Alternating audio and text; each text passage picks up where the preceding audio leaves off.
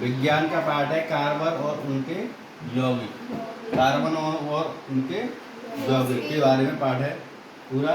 हर चीज़ में कार्बन पाई जाती है, हमारे निर्जीव और सजीव वस्तुओं में भी कार्बन पाई जाती है। कार्बन होता क्या है इसके बारे में ये पाठ में जानकारी है, इसको देखें। कार्बन की उपस्थिति, कार्बन के अपरूप क्या होते हैं, कार्बन रसायन का परिचय क्या है, पेट्रोल ईंधन अन्य उत्पादन का प्रमुख स्रोत क्या है, दहन के लिए ऑक्सीजन की आवश्यकता क्यों होती है। कोई भी चीज़ हम अगर जलाते हैं, कोई भी चीज़ अगर हम जलाते हैं तो उसमें कार्बन की क्या, ऑक्सीजन की क्यों उपस्थिति पर मांगी जाती है। बिना ऑक्सीजन के कोई भी चीज़ हम जला नहीं सकते हैं।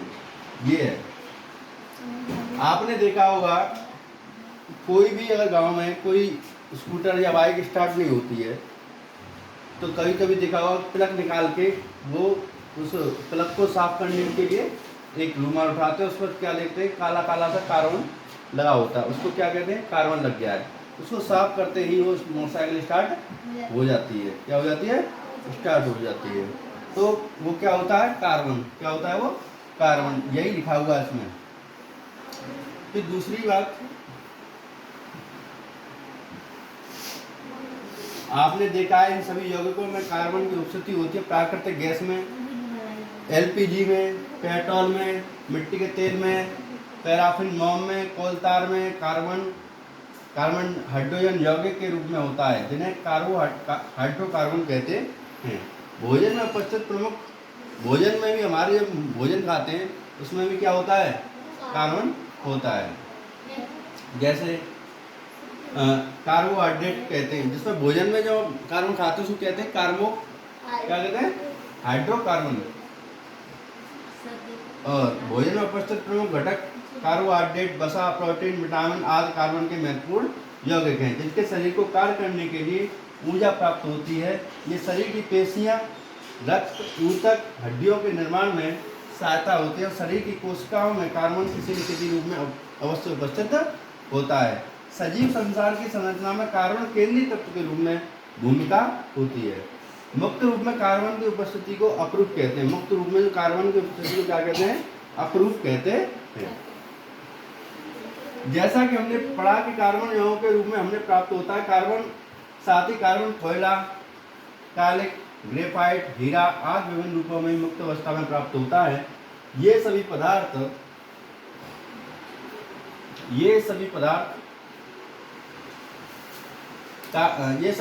कार्बन के विभिन्न रूप में होते हैं जिन्हें हम कार्बन के अपरूप कहते हैं।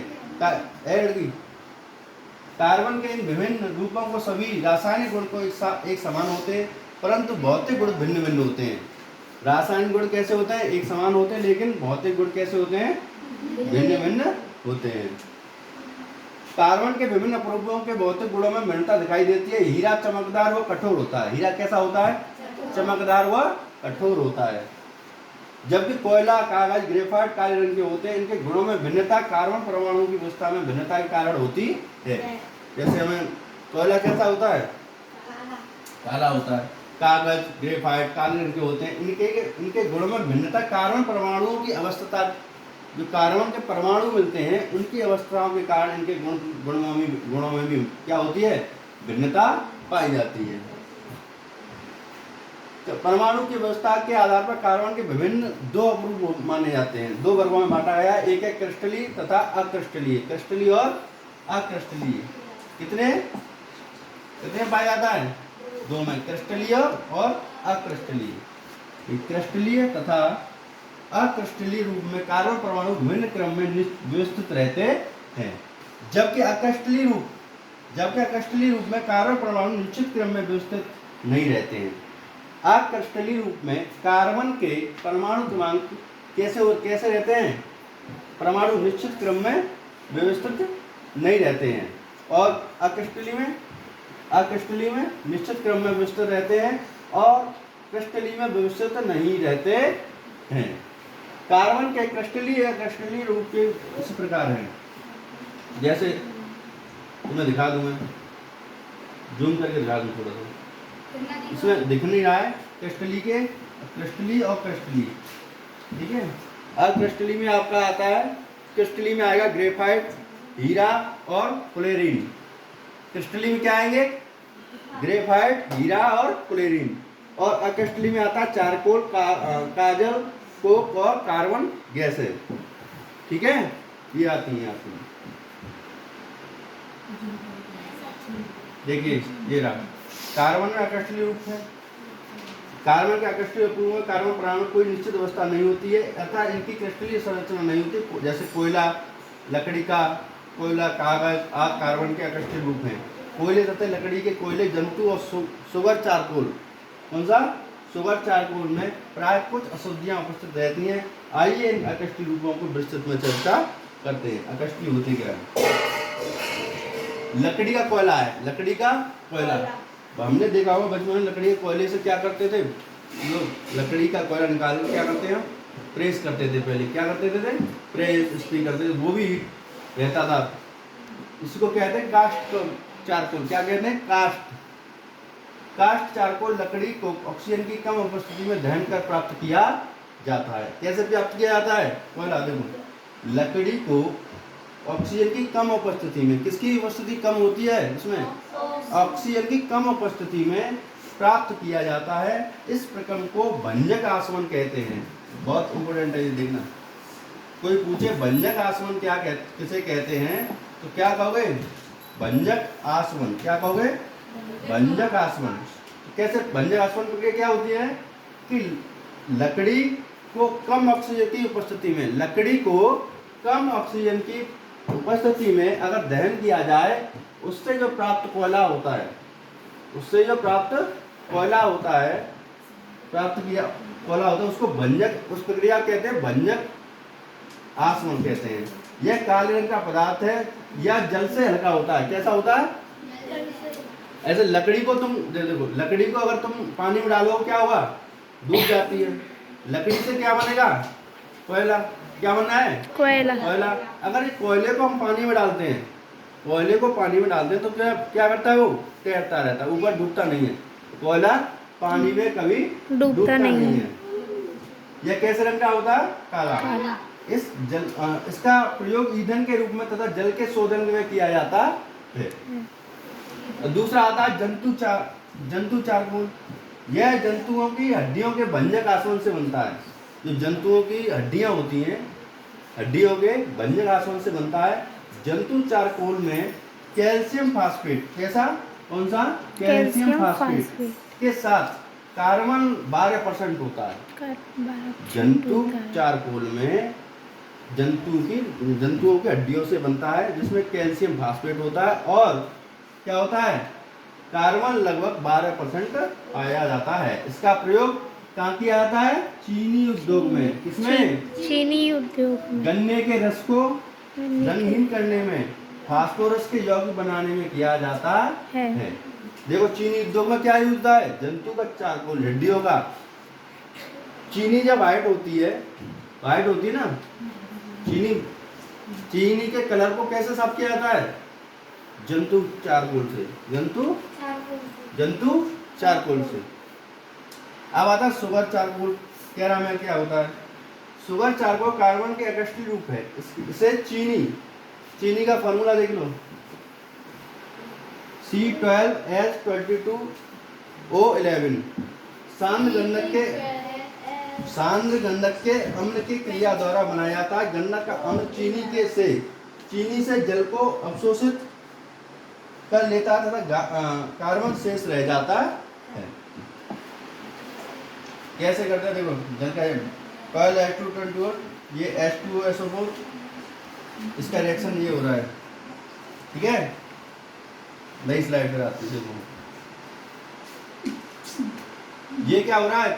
घर पे काजल बनते देखा? काजल बनते देखा है ना? वो भी क्या है? कार्बन है। चीनी, सुगर चारकोल मुख्य रूप से अपचायक के रूप में प्रयुक्त होती है। यह धातु ऑक्साइड के धातु के रूप में अपचयित करता है।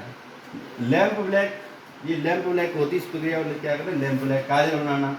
यह मोम अथवा तेल की वायु की सीमित मात्रा में जलाने पर, मोम तथा तेल का जो होता है उसे वायु की सीमित मात्रा में जलाने पर ग्रामीण क्षेत्रों में लैंप दीपक से प्रकाश उत्पन्न करने के लिए मिट्टी का तेल का प्रयोग किया जाता है। इसमें प्राप्त कालिक में सबसे ज्यादा कालिक कहाँ मिलती है? इसी में मिलती है। तो वो 98 से 99% तक पाया जाता है। कालिक का प्रयोग प्रिंटर की स्याही, जो हम प्रिंटर निकालते हैं इसमें कैसे निकलती है, वो क्या होता है? कालिक होती है। क्या होती है वो? कालिक होती है। प्रिंटर में स्याही होती है जिसमें कार्बन कितने % होता है? 99%। 99%। जूतों की पॉलिश के लिए रबड़ के टायर ब्लैक होते हैं ना, उसमें भी यही मिलाया जाता है। आग बनाने में किया जाता है। आग बनाने में किया जाता है। कार्बन के क्रिस्टलीय अपरूप। अब आते हैं कार्बन के क्रिस्टलीय अपरूप। कार्बन के क्रिस्टलीय अपरूप को जैसे हीरा, फ्लोरीन कैसा होता है? फुटबॉल की गेंद की तरह होता है। तथा ग्रेफाइट कार्बन क्रिस्टलीय अपरूप होते हैं।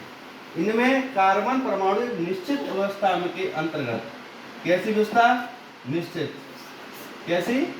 निश्चित होती है। इसमें इनकी निश्चित क्रिस्टलीय संरचना होती है जिसके कारण अनेक गुणों में विशिष्टता पाई जाती है। अगर कोई चीज निश्चित होगी तो उसके गुणों में क्या होगी? विशिष्टता पाई जाती है।